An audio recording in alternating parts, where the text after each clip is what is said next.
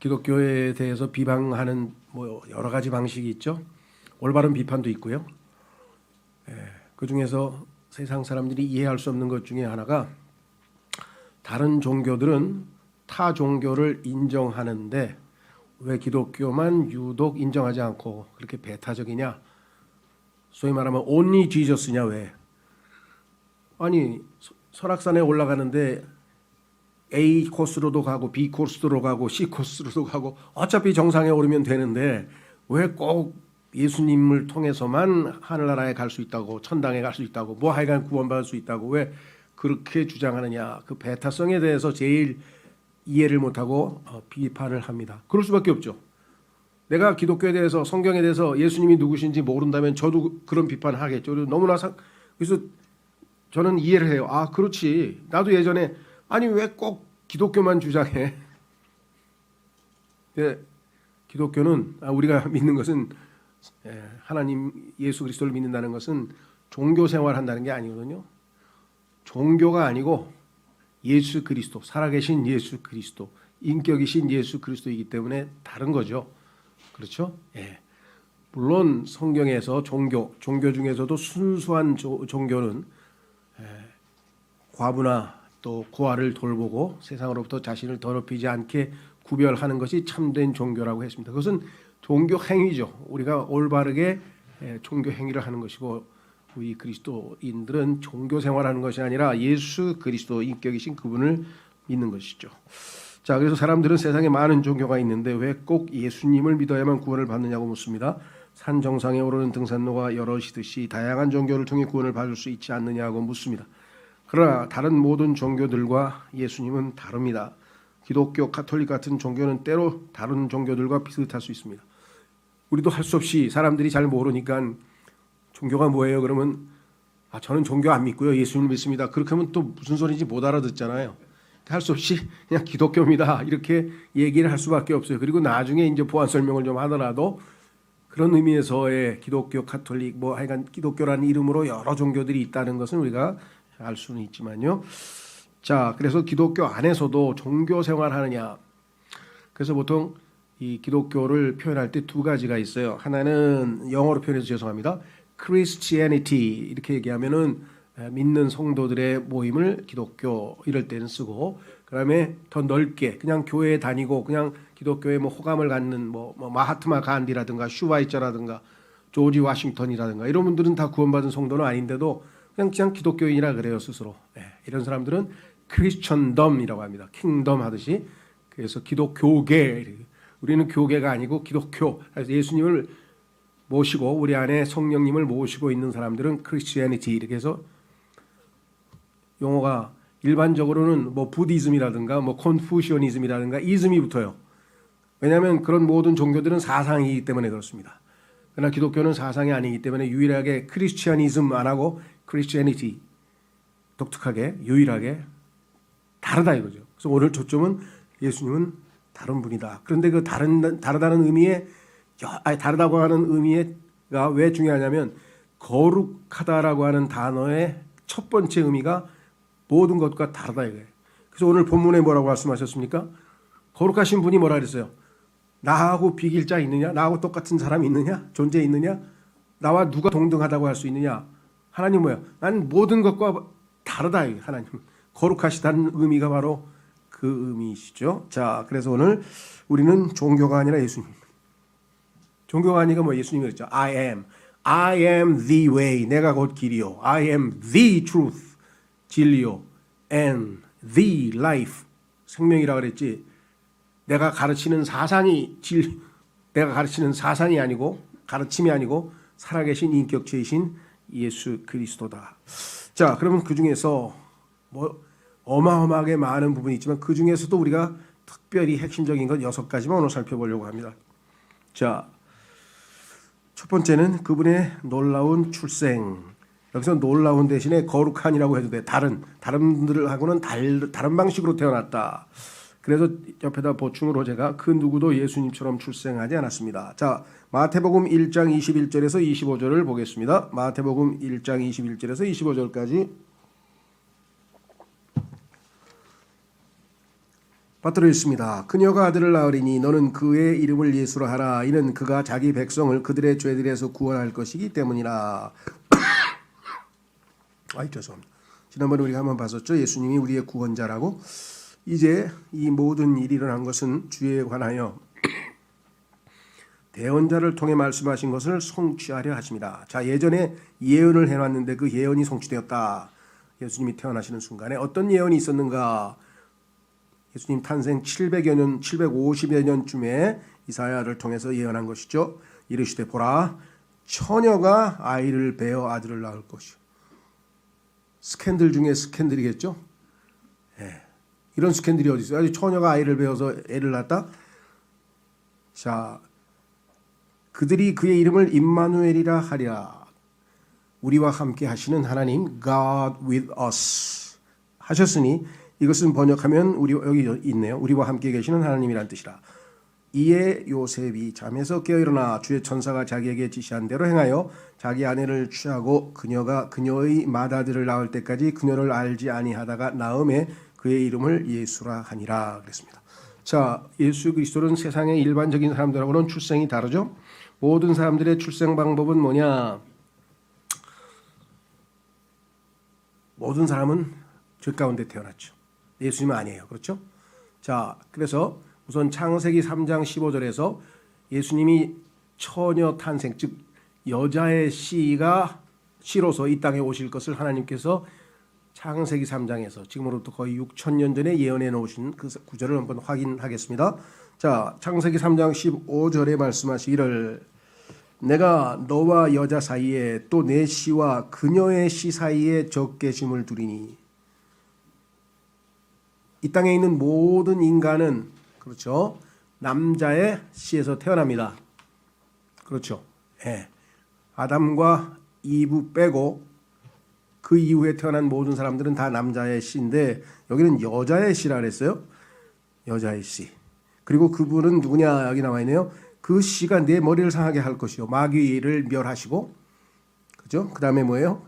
너는 그의 발꿈치를 상하게 할 것이니라. 그러니까 마귀는 예수 그리스도의 발꿈치를 상하게 십자가에서, 그리고 그분은 그분의 머리를 상하게 할 수는 없었죠. 발꿈치만.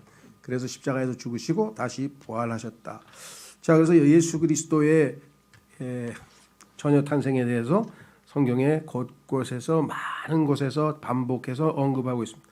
놀라운 출생이었다. 그러면 모든 다른 사람들은, 인간들은 어떻게 태어난가? 다윗이 고백을 했죠. 다윗의 고백을 통해서 모든 예수님 이외의 인간들은 어떤 방식으로 태어나는지 한번 확인해 보겠습니다. 시편 51편 5절. 시편 51편 5절. 보소서 내가 불법 가운데서 형성되었으며 내 어머니가 죄 가운데서 나를 수태하였나이다. 자, 이 사실을 우리가 잘 받아들이고 믿고 이해하면 복음에 있어서의 가장 기본적인 개념 하나를 이해할 수가 있어요. 그것은 뭐냐? 잘못하면 오해하는 수가 있어요. 자, 죄를 지었어요. 그래서 나는 죄인이 되었습니다. 많은 그리스도인들이 죄를 지었기 때문에 자기를 죄인이라고 생각하는 분들이 의외로 많아요. 근데 성경은 아닙니다. 죄인으로 태어났어요. 그래서 죄를 짓는 거예요. 멍멍 짖으면 개입니까? 아니면 개이기 때문에 멍멍 짖습니까? 개라는 생명으로 태어났으니까 멍멍 짖는 거 아니에요. 그렇죠? 이걸 이해하셔야 돼요. 그래서 죄 한두 개 용서받고 이게 중요한 게 아니라 죄 자체, 우리 안에 내주하는, 우리 몸 안에 육체 안에 거주하고 있는 그 죄, 그게 문제죠. 그렇죠? 자, 그래서 우리는 모든 인간은 죄 가운데 태어나지만 예수 그리스도께서는 죄 없이 태어난, 그렇죠? 왜? 남자의 씨가 아니고 여자의 씨로 태어나신 놀라우신 분이시다라고 하는 사실을 우리가 여기서 확인해 보습니다. 자, 그 다음에 두 번째로 갑니다. 그분의 놀라운 삶. 예수 그리스도께서는 죄 없이 태어났습니다. 아담도 죄 없이 창조되었습니다. 그러나 아담은 죄를 지었습니다. 그렇죠? 그런데 예수님은 죄 없는 의로운 삶을 사셨습니다. 여기에서 이 땅에 있는 모든 인간과 예수님이 또 다른 거예요. 예수님은 다릅니다. 왜? 이 땅에 있는 모든 인간은 아담을 조상으로 해서 태어났기 때문에 그의 죄성을 물려받았고, 그렇죠. 그래서 죄인이기 때문에 죄를 짓습니다. 근데 예수님은, 아담은 죄인이 아니었어요, 처음에. 그렇죠? 그런데 죄를 지었어요. 그런데 예수님은 죄인이 아닌 상태에서 계속해서 죄를 짓지 않았습니다. 그래서 예수님은 태어날 때부터 죄와 상관없이 태어나셨고, 죄를 알지도 못하시고, 죄와 상관도 없으시고, 죄를 짓지도 아니하시고, 죄인과 멀리 분리된 분이시고, 그래서 죄와는 아주 아무런 상관이 없으신 그러한 분이시다라고 성경에 말씀을 했습니다. 자, 고린도 후서 5장 21절로 가보니까 예수님은 어떻게 사셨는가 한번 보겠습니다. 하나님께서 죄를 알지 못한 그분을 우리를 위하여 죄가 되게 하신 것은, 예수님은 죄를 알지 못하고 이 땅에서 34년 반 동안 사셨는데요. 또 다른 곳에서는 죄를 짓지 아니하였다. 알지도 못할 뿐만 아니라 짓지도 않았어요. 죄와는 아무 상관이 없으신 분이신데 죄가 되었다. 왜? 이건 순전히 우리의 죄값을 대신 치르게 한 것이죠. 우리가 하나님 안에서 의가 되게 하기 위해서, 우리를 그분 안에서 하나님의 의가 되도록 하기 위해서 예수님이 우리를 대신해서 죄가 되셨다. 그래서 우리가 전가의 교리라 그러죠. 임퓨테이션, 맞바꿨죠. 그러니까 하나님께서는 나를 볼 때 예수 그리스도께서 33년 반 동안 단 한 번도 죄를 짓지 아니하고 완벽하게 의롭게 사신 그 삶을 산 것으로 나를 간주해서 하나님이 받아주시는 거고, 반대로 예수님은 내가 살았던 그 모든 죄악된 기록과 죄악을 짊어지시고 십자가에서 나를 대신해서 죽으신 것이겠죠. 자, 그뿐만 아니라 이것이 이 땅에서 사시면서 입증되었다 그랬습니다. 자, 그 입증된 내용을 살펴보기 전에 한 가지 더, 예수님의 삶을, 예수님의 인생을 하나님께서 아주 짧게 간략하게 요약을 하셨어요. 그것이 바로 사도행전 10장 38절입니다. 자, 그 다음 구절을 보시면 사도행전 10장 38절에 이렇게 기록되었어요. 하나님께서 나사렛 예수님께 성령님과 권능으로 기름을 부으심에 그분께서 두루 다니시며 두루두루 온 사방을 다니시면서 선을 행하시고, 두 번째, 마귀에게 억눌린 모든 사람을 고치셨으니 이는 죄송합니다. 하나님께서 그분과 함께 하셨기 때문이라. 예수님은 태어나면서부터 시작해서 마지막 돌아가실 때까지 죄를 단 한 번도 짓지 아니하셨고, 선만 행하셨고, 악을 행하신 적이 없죠. 선만 행하셨고, 그 다음에 모든 억눌린 사람들을 고치셨고, 그래서 요한복음에서는 예수님께서 말씀하시기를, 내가 항상 하나님 아버지, 내 아버지를 기쁘게 하는 일만 했더니 하나님께서 항상 나를 홀로 내어버려 두지 아니하셨다라고 요한복음 8장 29절에서 예수님께서 고백하셨어요. 그러니까 여러분이 항상 하나님과 함께, 물론 항상 하나님께 함께 계시고 우리가 하나님으로부터 자꾸 도망가서 문제를 일으키지만, 어쨌거나 하나님이 항상 함께 친밀하게 임재할 수 있는 방법은 그분을 기쁘시게 하는 일이라고 성경에서 말씀을 했죠. 자, 그 다음에 우리가 한 구절 찾아보고 그 다음 3번으로 가겠습니다. 한 구절은 디모데전서 3장 16절입니다. 디모데전서 3장 16절은 성경을 찾겠습니다. 거기에 보시면 예수님의 일생을 또 다른 방식으로 하나님께서 묘사하셨어요. 참 신기하죠? 어떻게 한 구절에 33년 반의 예수님의 인생을 이렇게 요약하실 수가 있을까? 하나님의 지혜로우심이겠죠. 자, 디모데전서 3장 16절, 논쟁의 여지가 없이 하나님의 성품의 신비는 위대하도다. 그 신비의 내용이 무엇이냐? 하나님께서 육체 안에 나타나시고, 모든 킹제임스 성경을 제외한 성서에서는 이 하나님을 다 없애버렸습니다. 그래서 그라고 붙였어요. 그가 누구냐 하니까 예수님이래. 그러면 예수님이 육체 입고 이 땅에 사신 걸 모르는 사람이 없어요. 그건 그리스도 아닌 이 세상 사람들도 다 알죠. 이 세상 사람들도 예수님이 육체를 입고 돌아다니신 것, 역사적 인물이라는 건 모르는 사람 없는데, 문제는 뭐예요? 창조주 하나님께서 육체를 입고 나타나셨다는 사실을 이 세상 사람은 믿지 않죠. 킹제임스 성경에 정확하게 나와 있습니다. 그분이 예수님이에요. 하나님께서 육체 안에 나타나시고 성령 안에서 의롭게 되시고, 자, 육체를 입고 이 땅에 태어나셨습니다. 33년 반 동안 사셨습니다. 단 한 번도 죄를 짓지 아니하시고, 단 한 번도 율법을 어기지 아니하시고, 항상 하나님께 기쁨을 드려서 성령님께서 이분은 정말 의로우신 분 맞습니다 하고 판정을 받으셨다 이 말이죠. 인정을 받으셨단 말이죠. 그 다음에 천사들에게 보이시고, 천사들도 예수 그리스도를 주목하고 있습니다. 왜? 우주 만물의 창조주시여 자신들의 창조주이시고, 그렇죠. 그 예수 그리스도가 천사들에게 가장 주목하는 대상에, 천사들이 항상 예수 그리스도에 대해서 알고 싶어하는. 자, 그뿐이 아닙니다. 이방인들에게 선포되시고, 하나님이 택하신 바 유대인뿐만 아니라 이방인들에게도 선포됐죠. 그게 바로 오순절 이후에 사도행전 역사하고, 그 다음에 오늘날 2000년 동안 복음이 이방인들에게 전포되고 있습니다. 세상에서 믿기시고, 세상에서 믿어지셨죠. 예수님이 이 세상에 사는 사람들 중에 상당수가 예수님을 믿었죠. 예. 그 다음에 영광 속으로 올려져서, 사도행전 1장에 보니까 구름을 타고 영광 속으로 올라갔습니다. 그리고 하늘에서 영접을 받았습니다. 예, 예수 그리스도의 그 삶인데, 여기서 우리가 초점을 맞추는 것은 예수님의 삶은 핵심적으로 성령 안에서 죄 없이 사신 완전한 의로우신 분이셨다. 이 세상에 그 어떤 누구도 뭐예요? 다 죄인이죠. 모든 사람이 죄를 범하였으므로 하나님의 영광에 이르지 못하더니, 이것이 로마서 3장의 1, 2, 3장의 결론 아닙니까? 모든 사람이 죄를 범하였으므로 하나님의 영광에 이르지 못하더니, 단 한 분 예수 그리스도를 제외하고. 세 번째는 그분의 놀라운 말씀. 예수님의 말씀은 이 세상 사람들과 달랐습니다. 달라도 그냥 다른 게 아니라, 이 말씀은 들어본 사람은 어떤 고백을 했느냐. 자, 요한복음 7장에 이런 고백이 나옵니다. 45, 46절에, 요한복음 7장 45, 46절에 보시면 이렇게 써 있습니다. 그때 직무 수행자들이 수제사장들과 바리새인들에게로 오니 그들이 저들에게 이르되 어찌하여 그를 데려오지 아니하였느냐? 잡으러 갔다가 왜 안 데리고 왔어? 하매 직무 수행자들이 대답하되 결코 아무도 이 사람처럼 말하지 아니하였나이다. 이 사람의 말을 들으면 손도 댈 수 없고 두려워서 못 잡아봅니다. 이 사람은 다른 분입니다. 지금까지 우리가 만난 인간하고는 완전히 다른 분이다. 얼마나 놀랐으면 잡으러 갔다가 돌아왔겠어요. 그 말씀 한번 듣고. 그렇죠. 예. 예수 그리스도의 말씀 한번 듣고 니고데모도 변화되고, 그렇죠. 예. 수가성 여인도 변화되고.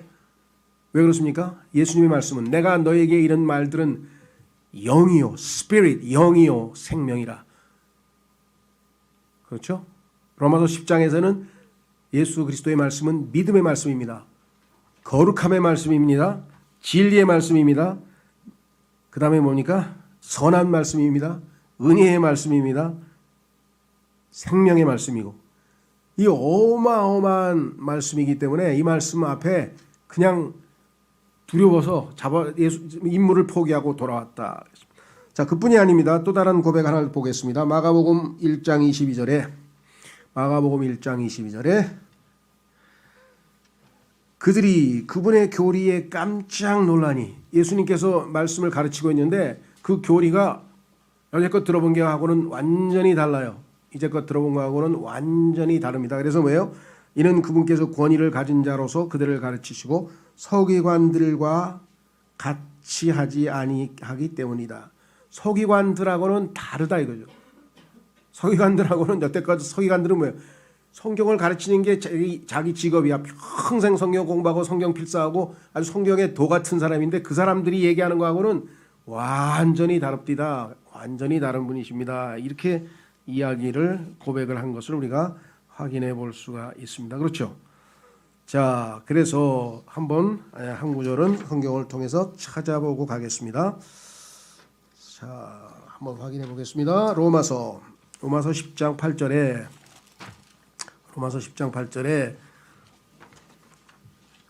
하나님의 말씀, 예수님의 말씀은 무슨 말씀이냐 이렇게 써 있습니다. 로마서 10장 8절에 이렇게 써 있습니다.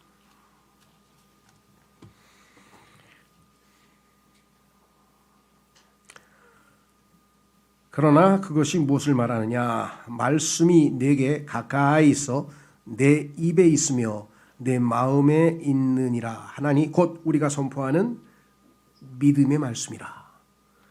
예수님의 말씀을 들으면 우리 안에 믿음이 생겨요. 믿음을 제공해 주는 말씀이에요. 그래서 많은 분들이 그래요. 저 믿음이 약해요. 어떻게 좀 믿음 좀 크게 할 수 없을까요? 믿음이 좀 강해질 수 없을까요? 간단하죠. 여기 써 있잖아요. 자, 밑으로 내려가세요. 뭐라고 써 있나? 17절.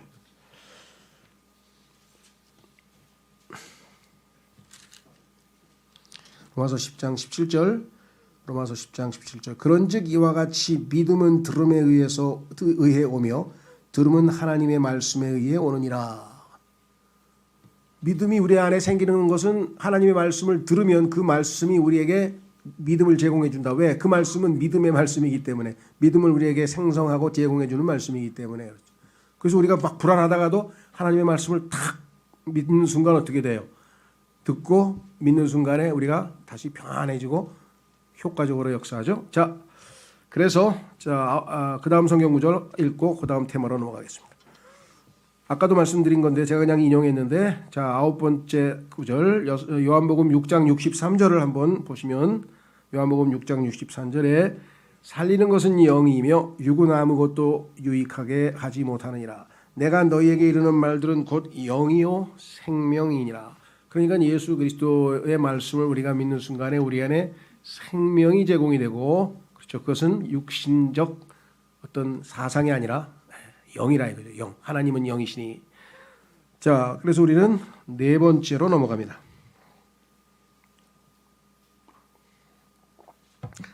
네 번째는 예수 그리스도의 죽음. 이 죽음은 이 세상의 그 어떤 사람의 죽음하고도 다른 죽음입니다. 완전히 다릅니다. 그래서 그 누구도 예수님처럼 죽지 못했다. 우선 로마서 5장에 보시면, 로마서 5장 6절에서 8절을, 로마서 5장 6절에서 8절에 보시면 이렇게 써 있습니다. 우리가 아직 힘이 없을 때 그리스도께서 정하신 때가 되어 경건치 아니한 자들을 위해 죽으셨느니라. 경건치 아니한 자들을 위해서 죽었다. 의로운 사람을 위해 죽으려는 자가 거의 없고 선한 사람을 위해 감히 죽고자 하는 자가 혹 있거니와. 그렇죠. 어떤 사람을 위해서 내가 죽을 것인가 했을 때 그건 보통 일이 아닙니다. 근데 보통은 아주 드문 경우가 있는데, 우리가 아직 죄인이었을 때, 그런데 죄인이었을 때 죄인들을 위해서 죽으신 분이 예수 그리스도시다. 그리스도께서 우리를 위해, 죄인이었을 때 우리를 위해 죽으심으로 하나님께서 우리를 향한 자신의 사랑을 당당히 제시하시느니라. 죄인들을 얼마나 사랑하셨으면 그 죄인들을 위해서 자신의 생명을 내어주셨는가를 생각해 본다면 하나님이 얼마나 크신 사랑을 가지고 있는지를 우리가 확실하게 알 수가 있다라고 성경에 분명하게 말씀했죠. 자, 조심하십시오. 예수 그리스도께서 십자가에서 못 박히시는 장면에 대해서 과거에 나왔던 무슨 The Passion of Christ라든가 이런 영화에서는 예수님께서 마치 순교자로서 순교당하는 쪽으로 자꾸만 몰고 가는데, 물론 예수님께서 이 세상 사람들에게 온갖 고난을 당하시고 조롱을 당하시고 침뱉음을 당하시고 뭐 수염도 뽑히시고 뭐 채찍질도 당하시고 고난 당하신 것이 사실이 아니란 얘기가 아니에요. 그것은 맞아요. 그러나 그것 때문에 예수님이 죽으신 것은 아니에요. 그런 고난과 배척을 당하셨지만 사실은 예수 그리스도는 스스로 자신의 생명을 내어놓으신 거죠. 순교당하신 게 아니에요. 예수님 그때 뭐라고 말씀하셨습니까? 하늘에 있는 천사를 12군단이라도 불러다가 수십 명 불러다가 내가 모두를 다 패배시키고 승리할 수 있지만 하나님의 뜻은 한 알의 밀알이 땅에 떨어져 썩어서 더 많은 생명을 얻는 것이 하나님의 뜻이기 때문에 예수님은 죽기를 각오하신 것이겠죠. 자, 그래서 우리는 예수님의 고백을 들어보겠습니다. 성경 구절 요한복음 10장 17, 18절 말씀. 요한복음 10장 17, 18절 말씀에 이렇게 말씀하셨습니다.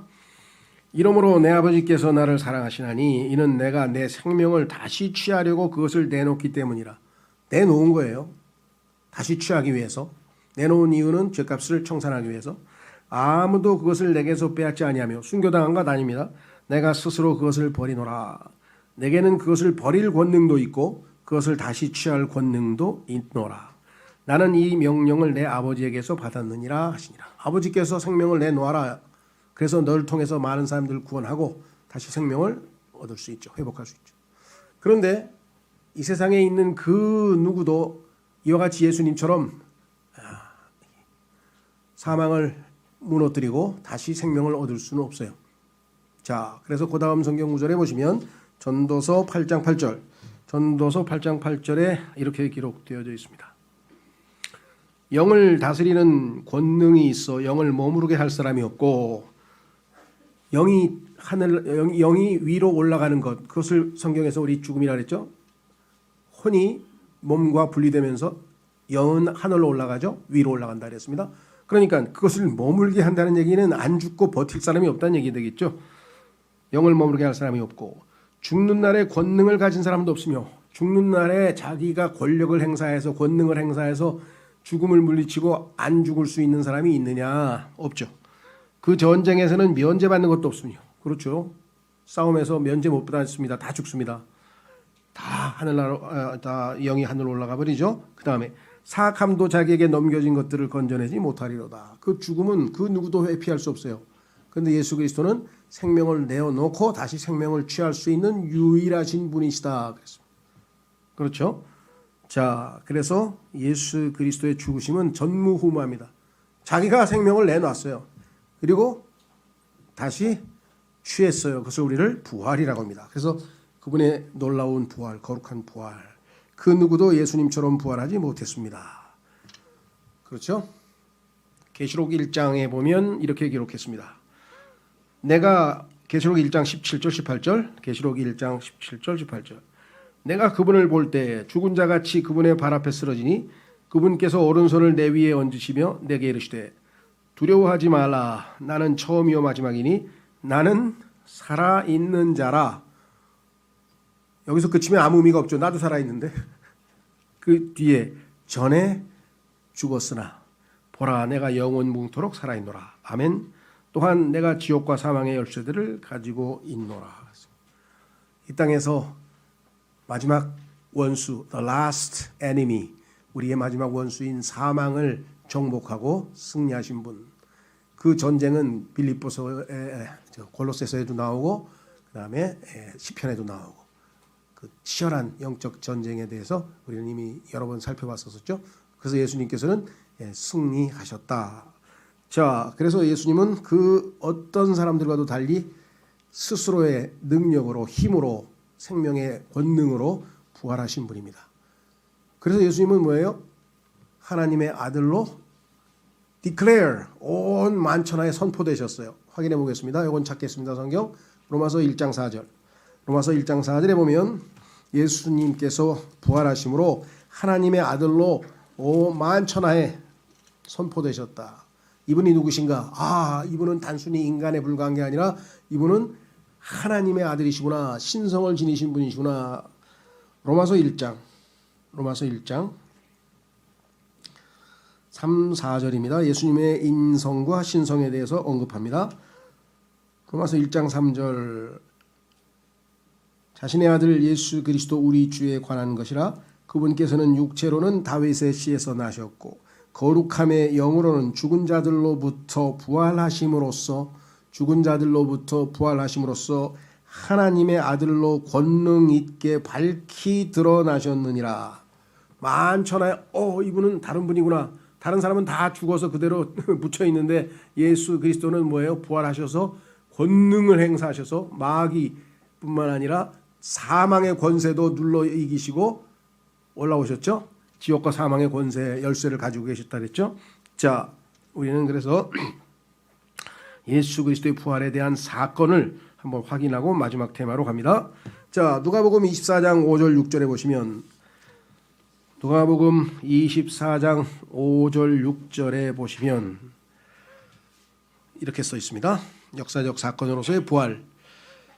그들이 두려워서 얼굴을 땅에 대고 엎드리니 저들이 그들에게 이르되 너희가 어찌하여 살아계신 분을 죽은 자들 가운데서 찾느냐.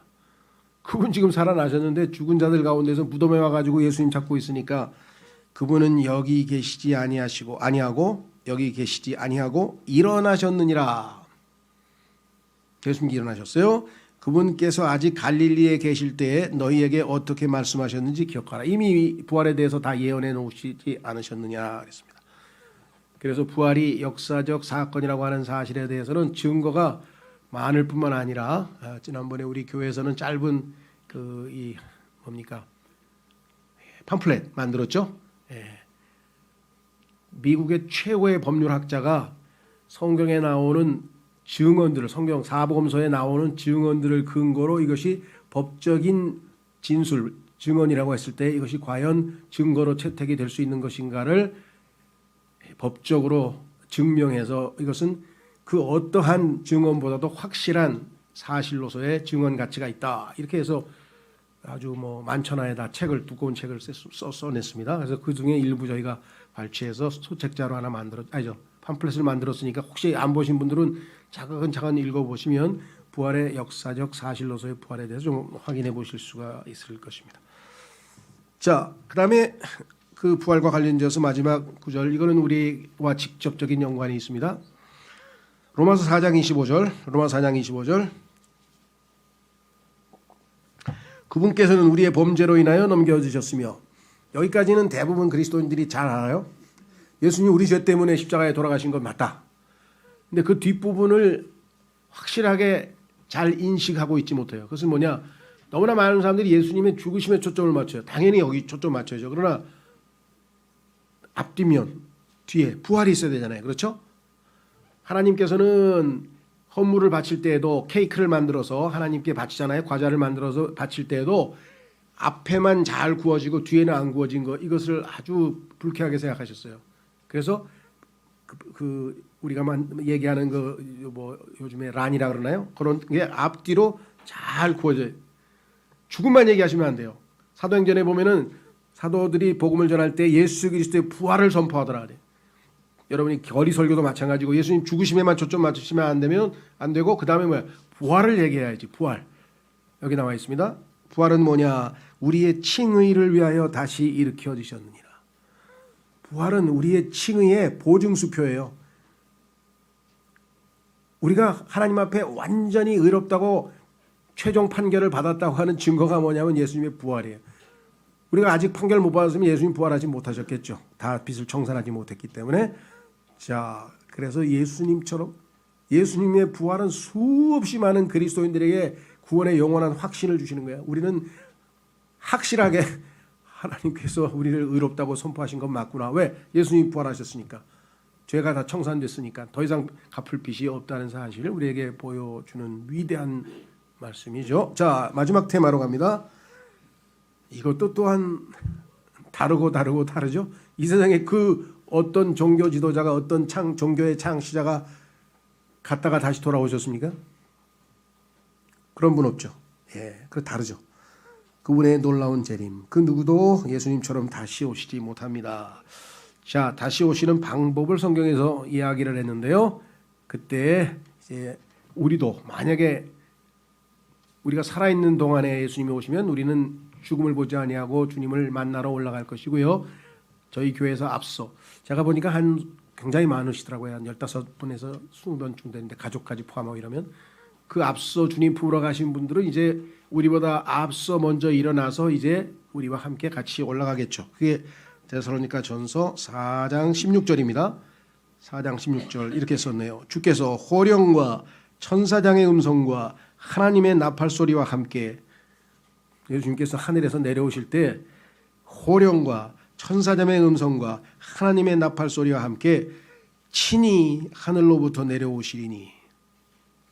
예수님은 하늘로 가셨죠. 하나님 우편에, 왕자 우편에 앉아 계신데 이 땅에 이제 하늘로부터 내려오실 때에 그리스도 안에서 죽은 자들이 먼저 일어나고. 자, 여기서 천사장의 음성은요, 성경에 보니까 천사장의 음성, 호령, 나팔 소리, 이게 구체적으로 뭘 지칭하는지 모르지만 어쨌거나 일일이 한 사람 한 사람의 양들의 이름을 부르실 것이다, 불러 모으실 것이다 라는 성경 구절이 있어요. 다른 사람들은 천둥 소리로 알아들을 수 있지만 당사자는 정확하게 알아듣겠죠. 자, 그래서 죽은 자들이 먼저 일어나고 이제 살아있는 우리는 호련히 변화된다는 구절은 그 다음 구절에 나와 있는데, 우리는 예수님께서 하늘로부터 내려오신다, 다시 오신다라는 구절을 우리가 확인을 했습니다. 자, 그 다음 마지막 성경 구절에 보니까 예수 그리스도의 다시 오심에 대해서 디도서 2장 13절, 디도서 2장 13절에 이렇게 기록되어 있습니다. 저 복된 소망과 위대하신 하나님 곧 우리의 구원자 예수 그리스도의 영광스러운 나타나심을 기다리게 하셨느니라. 영광스러운 나타나심을 기다리게 하셨느니라. 자, 킹제임스 성경에서는 누가 나타납니까? 우리 주, 우리의 구원자 예수 그리스도 가신 그분이 다시 오르시는 거죠. 그런데 개역 성경에서는 예수 그리스도의 영광의 나타나심을 기다리느니라. 예수님은 안 나타나고 영광만 나타나면 뭐예요? 영광만 나타나면 뭐냐고. 그렇죠? 예수님이 영광스럽게 나타나시는 게 성경에 하나님이 계시하신 올바른 말씀이고, 이것을 거부하는 자들이 예수님이 나타나시는 것을 원치 않는 사람인지 모르겠는데, 영광이 나타난다는 식으로, 예수님이 아니라 예수님의 영광만 나타나는 식으로 성경을 이렇게 고쳐놨다는 거, 이게 아주 얼마나 마귀의 교활함입니까? 그렇죠? 이런 구절들이 너무나 많아요. 읽으면 야, 이거 정말 교활하구나, 그걸 느낄 수 있을 정도의 표현이죠. 그렇죠? 자, 그래서 우리는 예수 그리스도께서 영광스럽게 나타나실 것이다 라고 분명하게 했습니다. 성경에 보면은요, 예수님은 3번을 나타나셨다. 3번 예수님의 나타나심에 대해서. 언제 나타나셨습니까? 우리 초림 때 예수님께서 하나님의 은혜가 나타났다. 하나님의 은혜이신 예수님이 나타났다. 과거에 나타나셨습니다. 지금 현재 2024년 2월 5일 지금 현재 예수님은 하나님 앞에 나타나 계시느니라. 현재 우리를 중보하기 위해서 나타나 계시느니라. 동사가 현재 시제로 써 있고요. 그 다음에 뭐예요? 주님께서 나타나실 것이다. 그래서 appear라고 나타난다는 동사가 과거, 현재, 미래로 얼마나 정확하게 성경에 기록되어 있는지를 보시면 분명한 약속이시겠죠. 자, 그래서 우리는 오늘 지금부터 주의 만찬을 하려고 하는데, 자, 보십시오. 주의 만찬은 Lord's Day, 주의 날, 오늘 일주일의 첫째 날 주의 날이죠.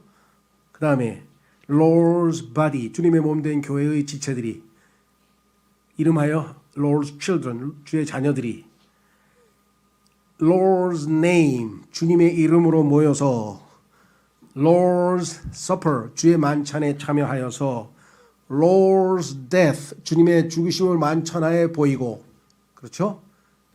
이로써 우리가 주님을 기억하라. 주님의 명하신 대로 지금부터 우리 홍마 형제님과 윤재근 형제님 기도하심으로 빵과 잔에 참여하면서 주님을 기억토록 하겠습니다.